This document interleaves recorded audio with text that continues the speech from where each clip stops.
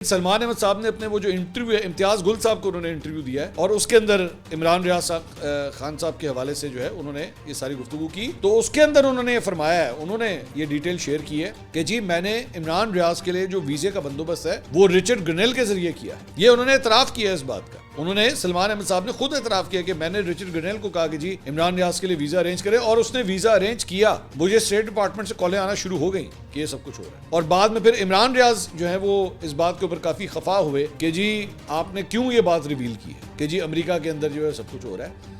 बेजारी बात है, शर्म वाली बात होगी ना, क्योंकि तानू तो शर्म नहीं है कि सारे आप लोगों को तो शर्म नहीं आ रही इस बात के ऊपर कि भाई पहले आप अमेरिका का जो यार है गद्दार है फिर उसी अमेरिका में जाके कहते हो सानू बचाओ।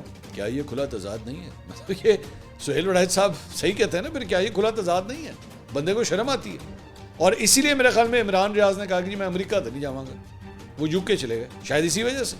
वहाँ पे उनकी बायदा में साबिर शाकिर साहब से मुलाकात हुई है। साबिर शाकिर साहब ने ट्वीट किया कि जी 3 साल के बाद मेरी इमरान रियाज साहब से मुलाकात हुई है।